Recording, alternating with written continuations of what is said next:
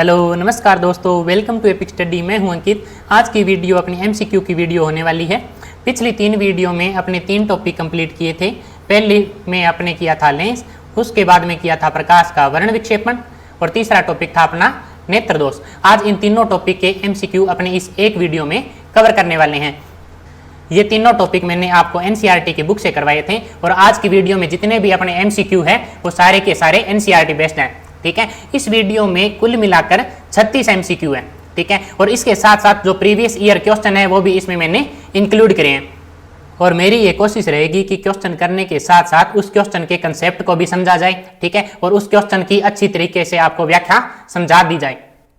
तो जिसने भी पहले वाली तीनों वीडियो नहीं देखी तो सबसे पहले तो वो तीनों वीडियो देख लो आप, जिससे कि आपको प्रत्येक टॉपिक अच्छी तरीके से समझ आ जाए और बाद में एमसीक्यू भी आसानी से कर पाओ। तो चलते हैं आज के पहले क्वेश्चन पर। पहला क्वेश्चन है, निम्न में से कौन सा लेंस एक आवर्धक लेंस होता है? आवर्धक लेंस का मतलब वो लेंस जो किसी भी वस्तु को बड़ा करके दिखाता है।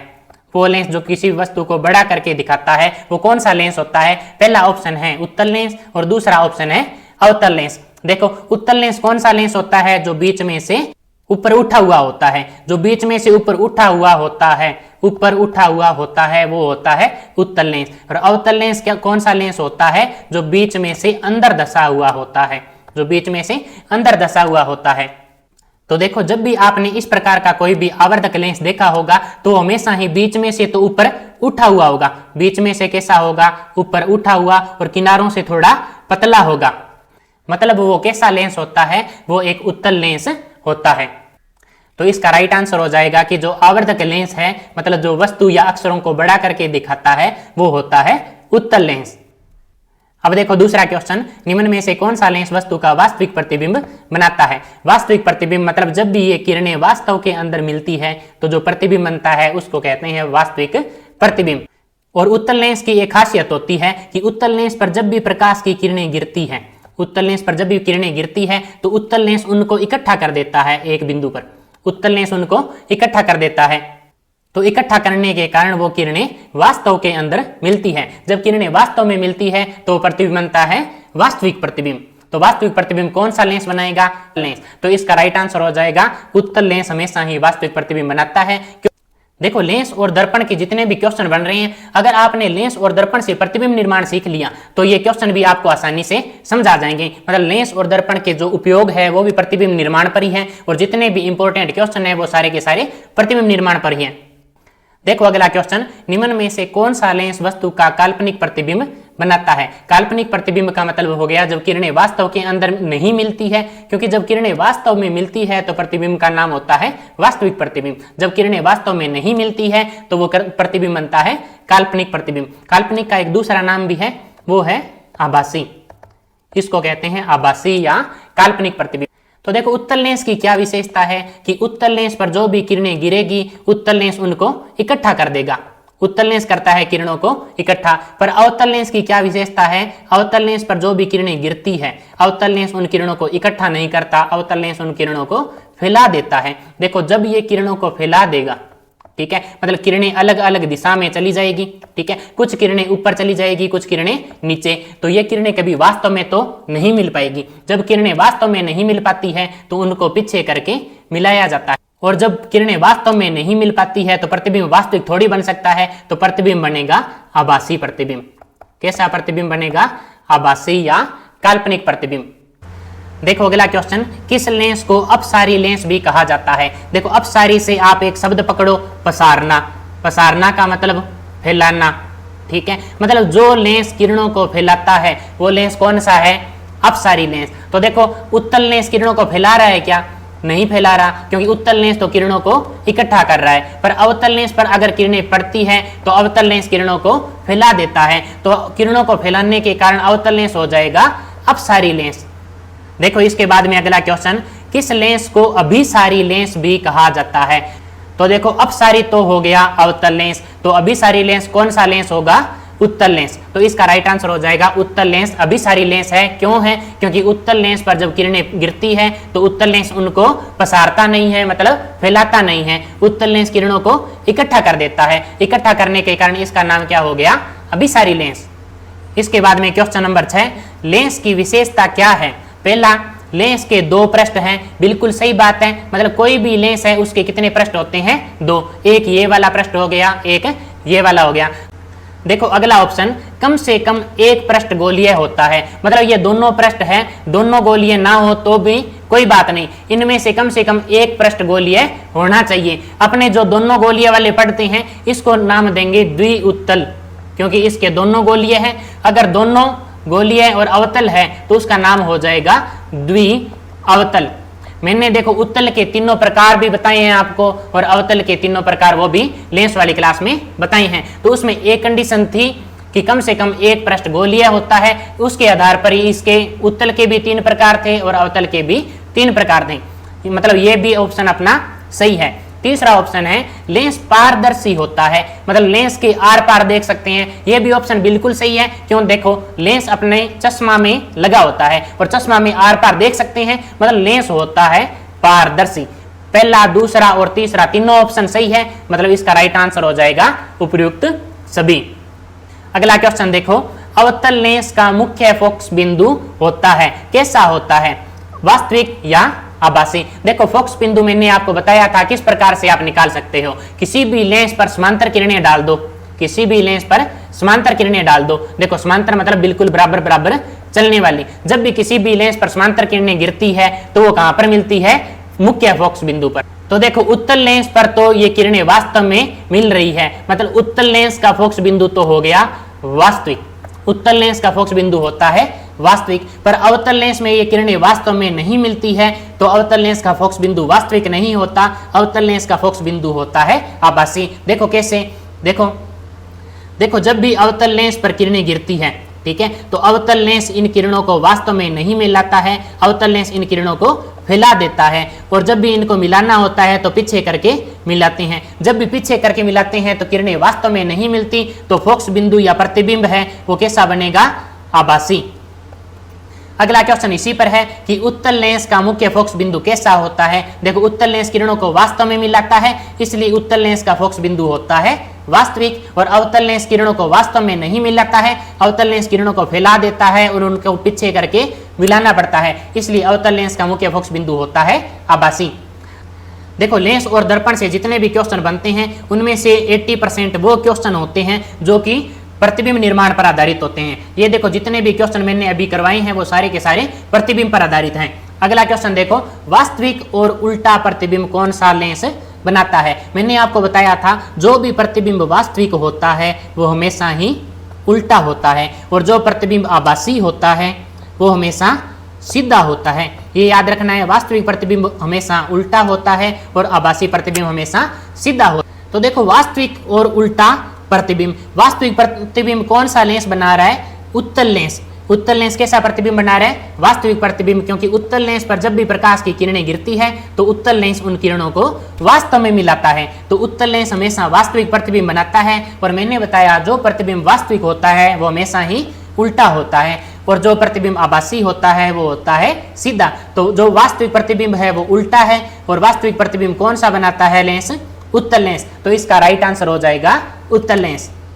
देखो अगला क्वेश्चन, आभासी और सीधा प्रतिबिंब कौन सा लेंस बनाता है? जो प्रतिबिंब आभासी है वो प्रतिबिंब अपने आप सीधा हो जाएगा, क्योंकि वास्तविक होता है उल्टा और आभासी होता है सीधा। तो देखो किरणों का वास्तविक प्रतिबिंब कौन सा लेंस बनाता है? उत्तल लेंस। उत्तल लेंस तो हमेशा किरणों को वास्तव में मिलाता है, पर अवतल लेंस किरणों को वास्तव में नहीं मिलाता, अवतल लेंस बनाता है आभासी प्रतिबिंब। इसलिए देखो आभासी और सीधा दर्पण सीधा प्रतिबिंब कौन सा लेंस बनाएगा? तो अवतल लेंस।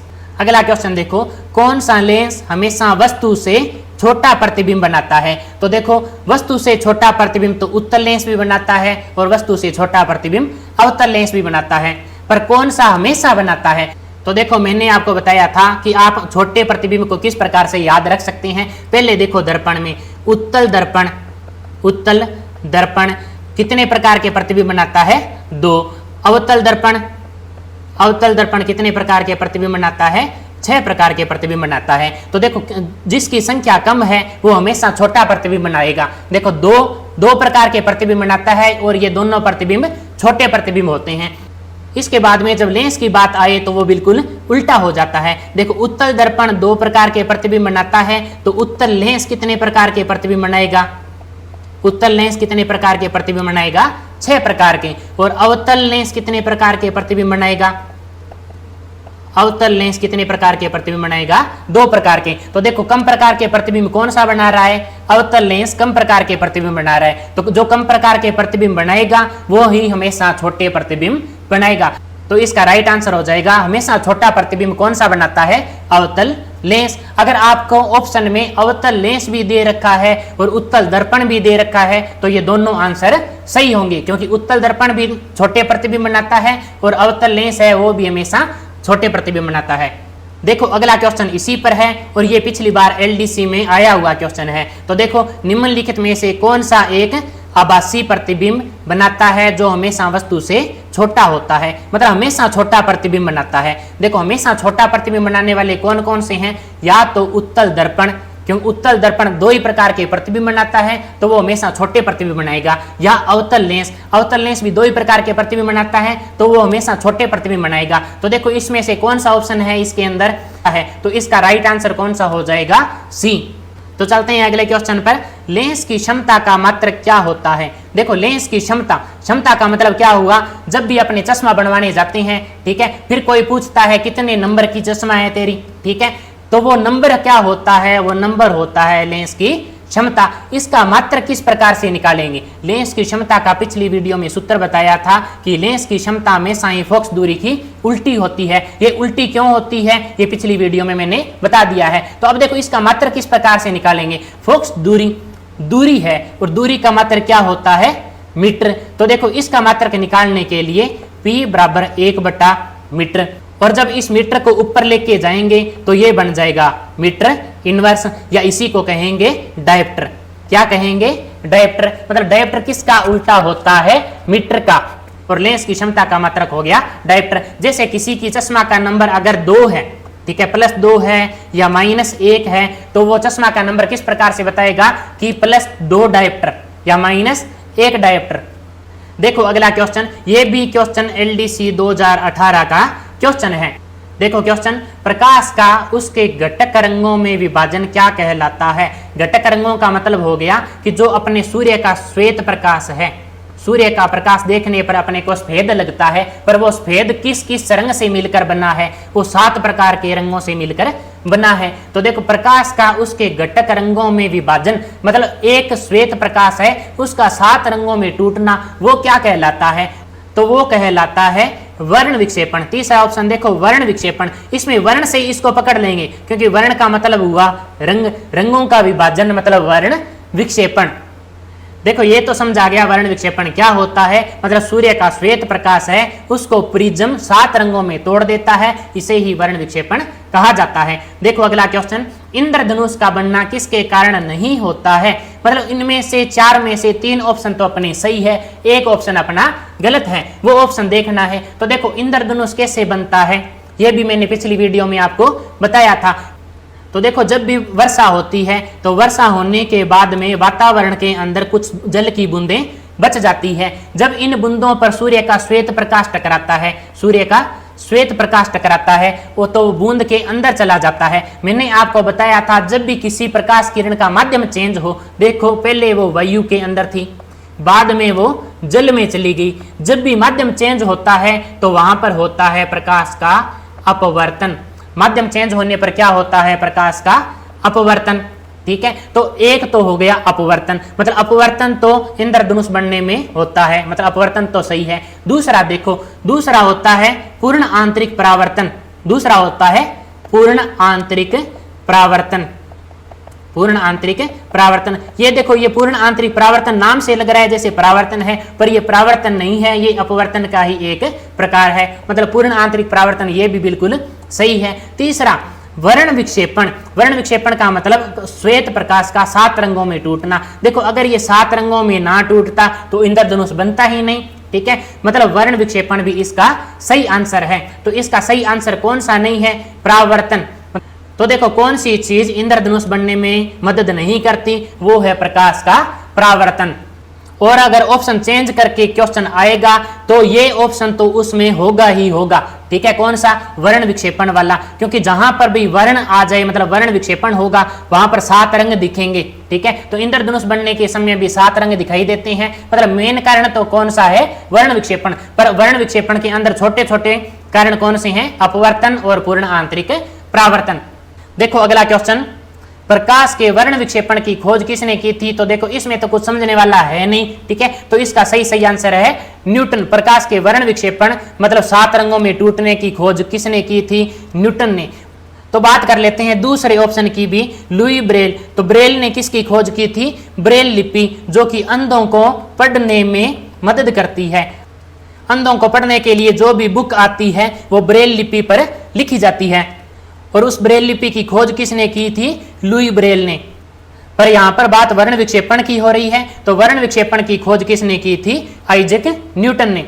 देखो अगला क्वेश्चन है, त्रिभुजाकार प्रिज्म के लिए असत्य कथन मतलब गलत कथन है उसको पहचानना है अपने को। ठीक है, तो देखो प्रिज्म का काम क्या होता है कि प्रिज्म पर जब भी सूर्य का श्वेत प्रकाश टकराता है तो प्रिज्म उसको 7 रंगों में विभाजित कर देता है, ये प्रिज्म का मेन काम है। देखो इसके बाद में त्रिभुजाकार प्रिज्म मतलब प्रिज्म अलग अलग टाइप के होते हैं। ठीक है, त्रिभुजाकार प्रिज्म, वर्गाकार प्रिज्म, ये किस पर डिपेंड करता है कि उसको त्रिभुजाकार कहेंगे, वर्गाकार कहेंगे या पंचभुजाकार। देखो प्रिज्म को अगर रख दें, इस प्रिज्म को इस प्रकार से रखें कि इसका आधार कैसा हो? त्रिभुजाकार। अगर इसका बेस त्रिभुजाकार है तो वो प्रिज्म कौन सा हो जाएगा? त्रिभुजाकार प्रिज्म।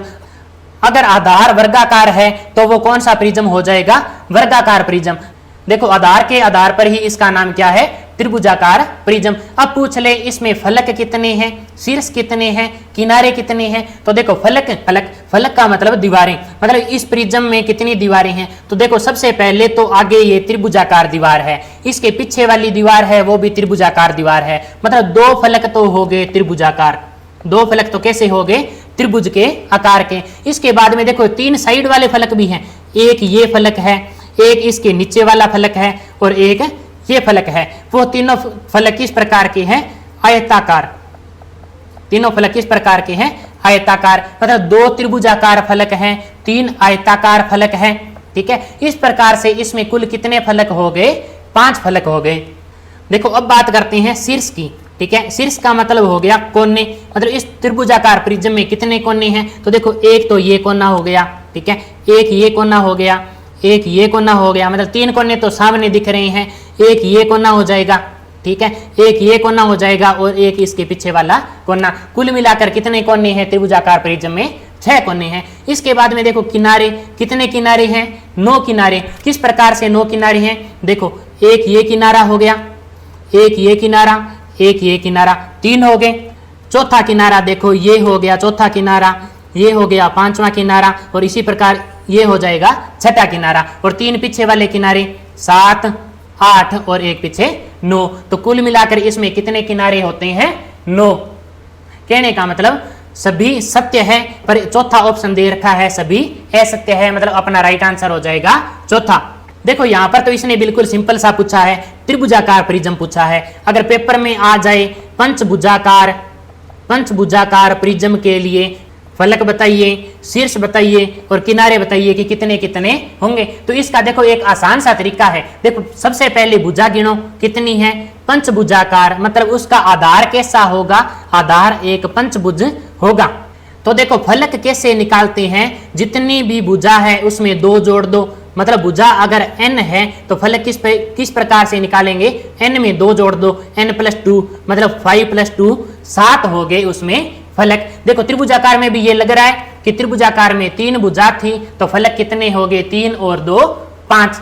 देखो शीर्ष निकालना भी बिल्कुल आसान है, जितनी भी आपको भुजाएं दी गई है उनको दुगना कर लो, ठीक है, मतलब भुजा अगर 5 है तो शीर्ष कितने होंगे? 10। त्रिभुजाकार में भी देखो भुजा 3 थी, शीर्ष कितने हुए? 6, मतलब सीधा दुगना कर दिया। शीर्ष निकालने के लिए सीधा दुगना करना है। इसके बाद में किनारे निकालने के लिए तिगुना करना है, ठीक है। तो किनारे अगर भुजा 5 है तो किनारे कितने हो जाएंगे? 15। मतलब अब आपको कोई भी त्रिभुजाकार पूछ ले, पंचभुजाकार पूछ ले, षटभुजाकार पूछ ले, वर्गाकार पूछ ले, सभी निकाल सकते हैं कि फलक निकालने के लिए 2 जोड़ना है, शीर्ष निकालने के लिए दुगुना करना है, किनारे निकालने के लिए तिगुना करना है। इसके बाद में अगला क्वेश्चन देखो, प्रकाश के वर्ण क्रम वर्णक्रम या स्पेक्ट्रम क्या होता है? जब भी सूर्य का श्वेत प्रकाश 7 रंगों में टूटता है तो उन 7 रंगों के समूह को कहते हैं स्पेक्ट्रम या वर्णक्रम। वर्ण का मतलब हो गया रंग, क्रम का मतलब क्रम, मतलब रंगों का एक क्रम है, उसे ही वर्णक्रम या स्पेक्ट्रम कहेंगे। तो पूछ रहा है कि प्रकाश के स्पेक्ट्रम में सबसे ज्यादा स्पीड कौन से रंग की होती है? देखो मैंने आपको वर्ण विक्षेपण वाली क्लास में बताया था कि आप प्रिज्म को एक तरीके से दलदल मान लो, ठीक है, और ये 7 कलर है, इनको 7 अलग अलग बाइक मान लो, और जिसकी स्पीड ज्यादा होगी वो दलदल में से जल्दी निकल जाएगा। तो देखो यहाँ पर लाल रंग की स्पीड ज्यादा है तो लाल रंग जल्दी निकला, और बैंगनी रंग की स्पीड सबसे कम है, इसीलिए बैंगनी रंग को निकलने में ज्यादा टाइम लगा है। तो पूछ ले सबसे ज्यादा स्पीड किसकी होती है? तो सबसे ज्यादा स्पीड लाल रंग की, सबसे कम पूछ ले तो बैंगनी रंग की। इसके बाद में अगला क्वेश्चन है कि प्रकाश का जो ये वर्णक्रम या स्पेक्ट्रम है, इसमें सबसे ज्यादा विचलन किस में होता है? विचलन का मतलब होता है मुड़ना, मतलब कौन सा अपने रास्ते से सबसे ज्यादा मुड़ा है। देखो सब पहले सभी एक ही रास्ते से जा रहे थे, ठीक है, कौन सा सबसे ज्यादा मुड़ा है? तो देखो सबसे कम कौन सा रंग मुड़ा है? लाल रंग तो सबसे कम मुड़ा है, ठीक है। तो सबसे ज्यादा कौन सा रंग मुड़ा है? जो सबसे लास्ट में है, मतलब बैंगनी रंग सबसे ज्यादा मुड़ा है, तो बैंगनी रंग का विचलन हो गया सबसे ज्यादा। और सबसे कम पूछे तो लाल रंग का विचलन होगा सबसे कम। इस तरीके के क्वेश्चन आपसे डायरेक्ट पूछे जा सकते हैं, तो इनको अच्छी तरीके से समझ लो। चलते हैं अगले क्वेश्चन पर। प्रकाश के स्पेक्ट्रम में सबसे ज्यादा तरंगदैर्ध्य किसकी होती है? तो देखो तरंगदैर्ध्य को किस प्रकार से याद रखा था कि जो विबग्योर है, VIBGYOR, मतलब ये रंगों का नाम है। V से बैंगनी वोयलेट, I से इंडिगो जामुनी, B से ब्लू नीला, G से ग्रीन हरा, Y से येलो पीला, O से ऑरेंज नारंगी और R से रेड। तो देखो विबग्योर में सबसे अंत में आता है, उसकी तरंगदैर्ध्य सबसे ज्यादा होती है। मतलब जो ये विबग्योर शब्द लिखा है ये तरंगदैर्ध्य के बढ़ते क्रम में लिखा है, तो सबसे पहले आएगा उसका तरंगदैर्ध्य सबसे कम, और सबसे लास्ट में आएगा उसकी तरंगदैर्ध्य सबसे ज्यादा होगी। तो इसमें सबसे ज्यादा तरंगदैर्ध्य वाला रंग कौन सा है? लाल रंग सबसे ज्यादा तरंगदैर्ध्य वाला होता है। तरंगदैर्ध्य का मतलब हुआ तरंग की लंबाई। देखो अगला क्वेश्चन, मानव नेत्र की स्पष्ट दृष्टि की न्यूनतम दूरी कितनी है? ठीक है, देखो इसमें मैंने आपको बताया था, न्यूनतम दूरी भी बताई थी और अधिकतम दूरी भी बताई थी कि अपने आंख से कितनी दूर पर किसी वस्तु को रखा जाए जिससे वो बिल्कुल स्पष्ट दिखाई दे।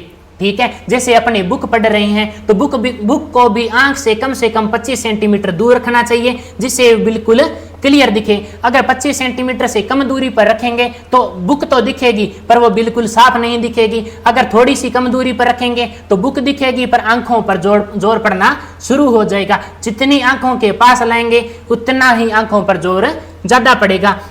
तो इसलिए वो दूरी, जिस दूरी के बाद में वस्तुओं को बिल्कुल स्पष्ट देखा जा सकता है, वो भी बिना आंखों पर किसी दबाव डाले, तो वो दूरी होती है स्पष्ट दृष्टि, मतलब साफ देखने की न्यूनतम दूरी। तो वो कितनी होती है?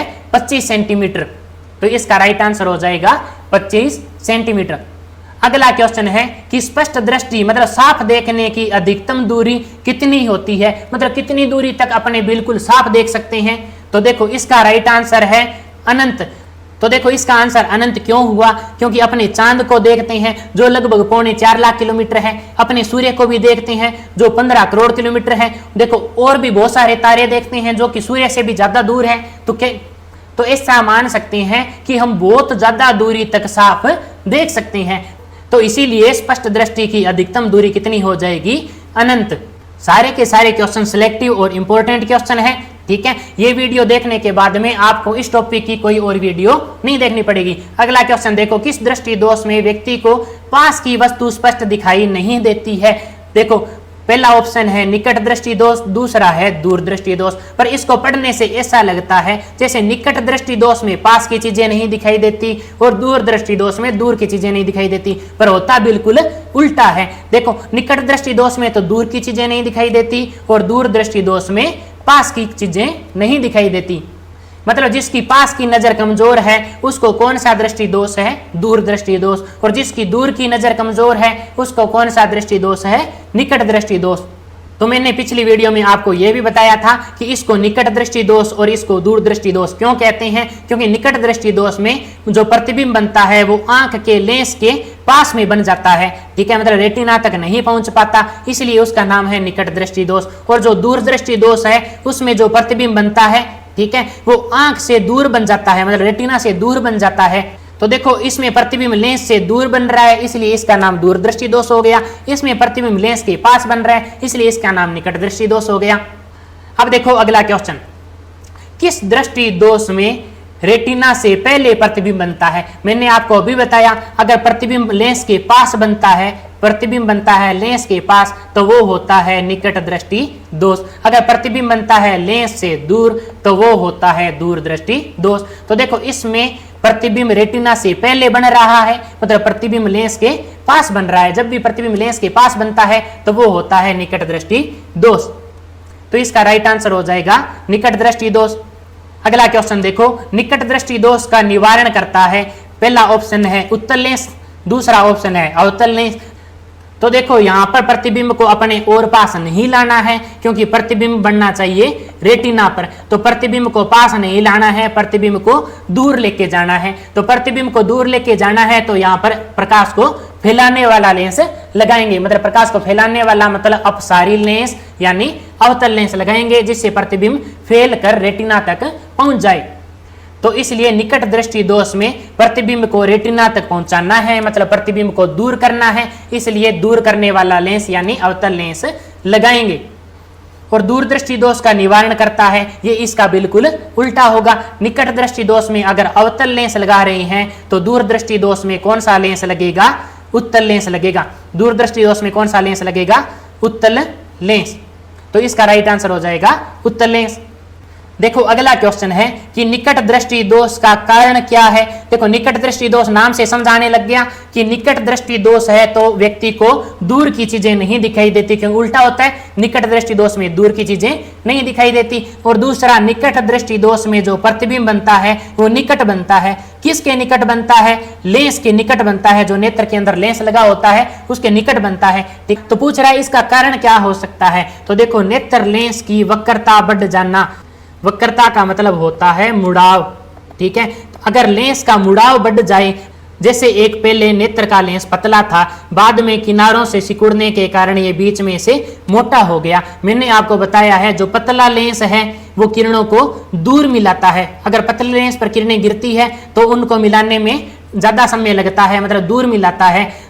परंतु अगर किरणें किसी मोटे लेंस पर गिरती है तो मोटा लेंस उसको जल्दी से मिला देता है, क्योंकि मोटे लेंस की क्षमता ज्यादा होती है और पतले लेंस की क्षमता कम होती है। तो देखो अगर नेत्र का लेंस बीच में से मोटा हो गया, बीच में से मोटा हो गया मतलब इसकी वक्रता बढ़ी है, मतलब इसका मुड़ाव बढ़ा है। देखो पहले इसमें मुड़ाव कम था, ठीक है, बाद में इसका मुड़ाव बढ़ा है। मुड़ाव बढ़ने के कारण इसने प्रतिबिंब नजदीक बना दिया, मतलब प्रतिबिंब लेंस के निकट बना है, इसलिए कौन सा दृष्टि दोष हो गया? निकट दृष्टि दोष।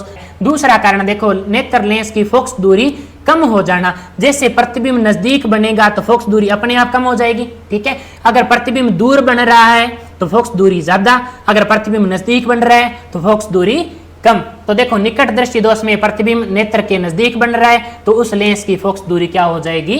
कम हो जाएगी। अगला ऑप्शन है नेत्र गोलक का आकार बढ़ जाना।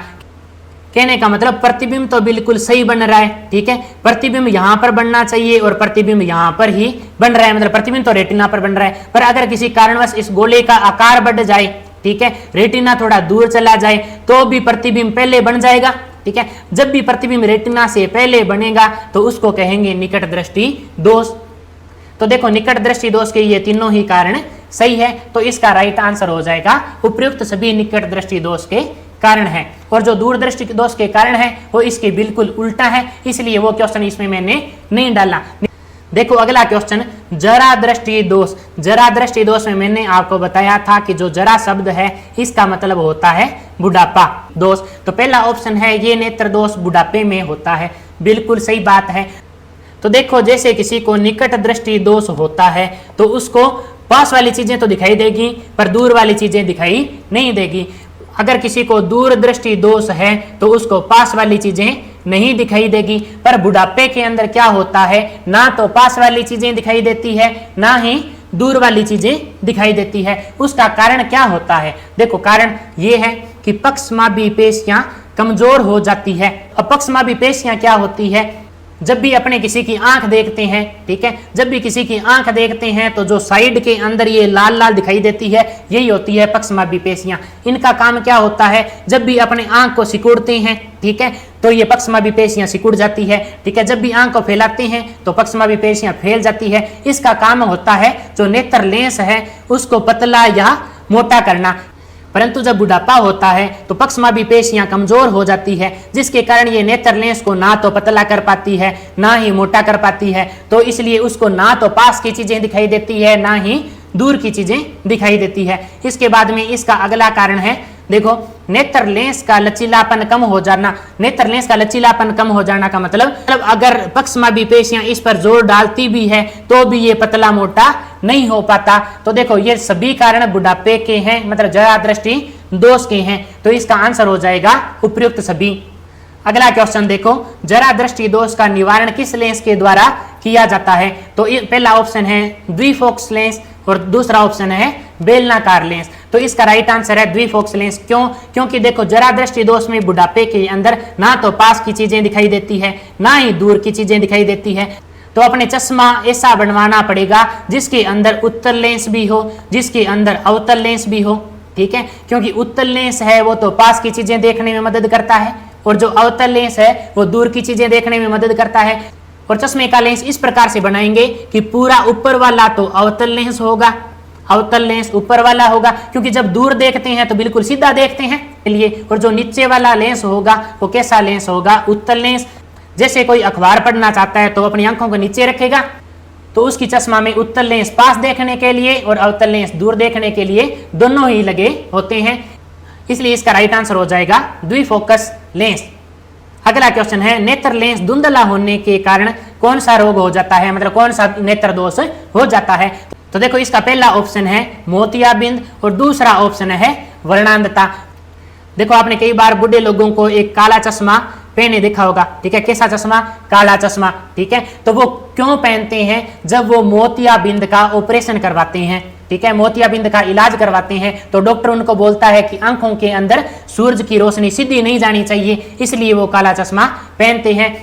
मतलब नेत्र का अगर अंदर का लेंस ही धुंधला हो जाए तो बाहर सीधा चश्मा पहनने से कोई मतलब नहीं, ठीक है। पहले उसका ऑपरेशन करना पड़ेगा। ऑपरेशन के अंदर क्या करेंगे? जो नेत्र के अंदर लेंस है उस लेंस को तो निकाल देंगे और एक नया लेंस उसके अंदर डाल देंगे, ठीक है। और इस ऑपरेशन के बाद में एक काला चश्मा पहना जाता है। इस नेत्र दोष को क्या कहा जाता है? मोतियाबिंद। और जो बाहर से जो लेंस डाला जाता है उस लेंस का नाम होता है इंट्राओक्यूलर लेंस। तो यह भी पूछा जा सकता है कि इंट्राओक्यूलर लेंस का यूज किस नेत्र दोष को सही करने में होता है? तो वो होता है मोतियाबिंद का इलाज करने में इंट्राओक्यूलर लेंस का यूज किया जाता है। अगला क्वेश्चन देखो, किस दृष्टि दोष में व्यक्ति को क्षैतिज मतलब इस प्रकार से आड़ी रेखाएं, ठीक है, और ऊर्ध्वाधर मतलब इस प्रकार से खड़ी रेखाएं, ठीक है, एक साथ दिखाई नहीं देती।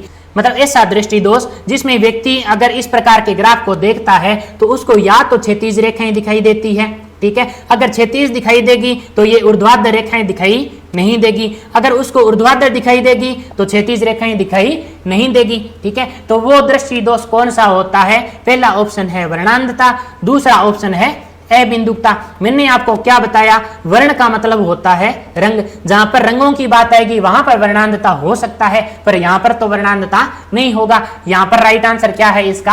अबिंदुकता। इसके बाद में अगला क्वेश्चन है कि अबिंदुकता दोष का कारण क्या है? पहला ऑप्शन है कॉर्निया का अनियमित होना, दूसरा ऑप्शन है इसका कारण नेत्र लेंस है, ठीक है। तो देखो सबसे पहले समझ लेते हैं कॉर्निया क्या होता है। जैसे ये अपनी आंख है, ठीक है, तो आंख के सबसे बाहर जो पारदर्शी चमड़ा लगा होता है, कैसा चमड़ा? पारदर्शी चमड़ा, ठीक है। मतलब एक तरीके से आंख की सुरक्षा के लिए लेमिनेशन मान सकते हो आप, ठीक है, कि जो पारदर्शी चमड़ा लगा होता है उसे कहते हैं कॉर्निया। कॉर्निया का अनियमित होना मतलब कॉर्निया की मोटाई का अनियमित होना। कॉर्निया की मोटाई मतलब कहीं से तो कॉर्निया पतला हो जाए, कहीं से कॉर्निया मोटा हो जाए तो उसे कहेंगे कॉर्निया की मोटाई में अनियमितता आ जाना। पर कहीं से कॉर्निया पतला हो जाए, कहीं से कॉर्निया मोटा हो जाए तो कौन सा दृष्टि दोष होगा? अबिंदुकता। इसके बाद में अबिंदुकता का निवारण क्या है? तो पहला ऑप्शन है गोलाकार लेंस, दूसरा ऑप्शन है बेलनाकार लेंस। तो देखो गोलाकार लेंस कौन से हैं? जो उत्तल लेंस है, अवतल लेंस है, इन दोनों लेंसों को कहते हैं गोलाकार लेंस। ठीक है, उत्तल अवतल लेंस का यूज इसमें नहीं होता। इसमें कौन से लेंस का यूज होता है? बेलनाकार लेंस का। अगला क्वेश्चन देखो, वर्णांधता से सबसे ज्यादा कौन प्रभावित होते हैं? तो देखो सबसे पहले वर्णांधता, वर्ण का मतलब हो गया रंग, ठीक है, अंधता मतलब रंगों का अंधापन, वर्णांधता मतलब व्यक्ति को चीजें सभी दिखाई दे रही है पर कलर नहीं पहचान पा रहा है, ठीक है, रंग अच्छी तरीके से उसको पता नहीं चल रहे हैं तो उसको कहेंगे वर्णांधता। ठीक है, तो वर्णांधता से सबसे ज्यादा प्रभावित होते हैं पुरुष। तो इसका राइट आंसर है पुरुष सबसे ज्यादा वर्णांधता से प्रभावित होते हैं। परंतु वर्णांधता का कारण होती है महिलाएं। ठीक है, मतलब एक माता है, माता से उसकी संतान के अंदर वर्णांधता जाती है तो वर्णांधता की वाहक होती है माताएं। ठीक है, और वर्णांधता से सबसे ज्यादा प्रभावित कौन से होते हैं? पुरुष। देखो आज का ये लास्ट क्वेश्चन है, नेत्र का कौन सा भाग वर्णांधता में प्रभावित होता है? तो देखो पहला ऑप्शन है शंकु, दूसरा ऑप्शन है कॉर्निया। तो देखो कॉर्निया तो किस में प्रभावित हुआ था? अबिंदुकता के अंदर। तो इसमें कौन सा प्रभावित होगा? शंकु। देखो नेत्र का जो सबसे पिछला भाग है रेटिना, उसके पास में होते हैं शंकु। शंकु का काम होता है हमें रंगों को दिखाना। ठीक है, वर्णांधता एक रंगों से संबंधित रोग है। तो रंगों का रोग होने के कारण ये किससे होगा? जो रंगों को कंट्रोल करता है, मतलब रंगों को कंट्रोल कौन करता है? शंकु। तो शंकुओं में दिक्कत आने के कारण कौन सा रोग होता है? वर्णांधता। अब ये वो क्वेश्चन है जो पिछली बार एलडीसी में इस टॉपिक से आया था। देखो नेत्र लेंस पर एक अपारदर्शी झिल्ली बन जाती है और जो दृष्टि पर प्रतिकूल प्रभाव डालती है। ये कौन सा दृष्टि दोष है? तो देखो पहला ऑप्शन जरा दृष्टि दोष। जरा का मतलब क्या होता है? बुढ़ापा, मतलब जो बुढ़ापे में होने वाला दोष है उसमें तो क्या होता है? पास वाला दूर वाला कोई दिखाई नहीं देता। ठीक है, तो जरा दृष्टि दोष इसका आंसर नहीं है। दूसरा ऑप्शन है दृष्टि वैषम्य। ठीक है, दृष्टि वैषम्य मतलब अबिंदुकता। अबिंदुकता भी इस कारण नहीं होती। अबिंदुकता में कौन प्रभावित होता है? कॉर्निया। तीसरा ऑप्शन है मोतियाबिंद। ठीक है, मोतियाबिंद में अपने पढ़ा था कि मोतियाबिंद में नेत्र लेंस प्रभावित होता है। ठीक है, इसमें भी लिख रखा है कि नेत्र लेंस पर एक अपारदर्शी झिल्ली बन जाती है। तो मोतियाबिंद इसका राइट आंसर होगा। चौथा ऑप्शन है निकट दृष्टि दोष। निकट दृष्टि दोष में ऐसा कुछ नहीं होता है, पारदर्शी झिल्ली नहीं बनती है। तो उम्मीद करता हूं कि आपको ये एमसीक्यू वाली क्लास अच्छी तरीके से समझ आ गई होगी। ठीक है, क्योंकि हमने इसमें प्रत्येक क्वेश्चन को अच्छी तरीके से एक्सप्लेन किया है। ठीक है, और सारे के सारे एनसीईआरटी बेस्ड क्वेश्चन हैं और इसमें वो क्वेश्चन भी डालने हैं जो पिछली बार एग्जाम के अंदर आए थे। फिर भी अगर कोई भी डाउट हो तो आप कमेंट सेक्शन में पूछ सकते हैं।